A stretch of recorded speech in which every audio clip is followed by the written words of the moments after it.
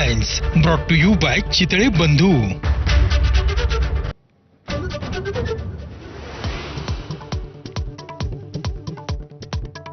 काठमांडूमधल्या माओवाद्यांच्या बैठकीची inside story ABP माझावर। महाराष्ट्रामध्ये महायुतीचा विजय झाल्यास सरकार विरोधी वातावरण कसं तयार करायचं यावरती बैठक आणि मंथन झाल्याची माहिती।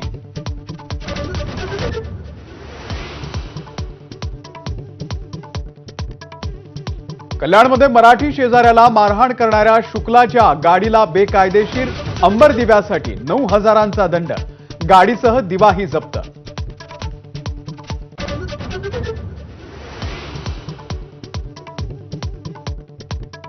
शरद पवार आज बीड आणि परभणीचा दौरा करणार। यावेळी बीडमधील सरपंच कुटुंबियांची सांत्वनपर भेट घेणार। परभणीमधील सूर्यवंशी कुटुंबियांची देखील घेणार भेट।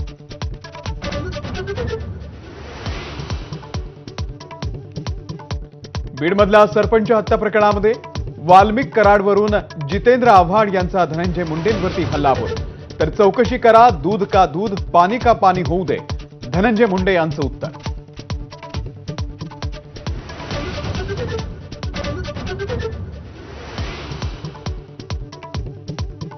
नागपूरच्या सीताबर्डी परिसरामध्ये माजी मंत्री सुधीर मुनगंटीवार यांच्या समर्थनार्थ बॅनरबाजी। 7 वेळा आमदार असताना देखील मंत्री म्हणून का डावललं, बॅनरवरती लिहिला मजकूर।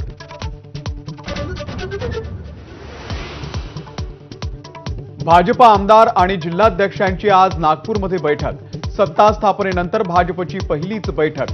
आगामी पालिका निवडणुका आणि खाते वाटपावरती चर्चा अपेक्षित।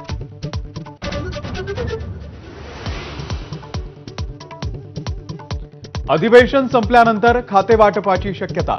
नाराजी नाट्य उफाळून येऊ नये यासाठी महायुतीचा सावध पवित्रा। सूत्रांची माहिती। 23 तारखेला मंत्री संभाव्य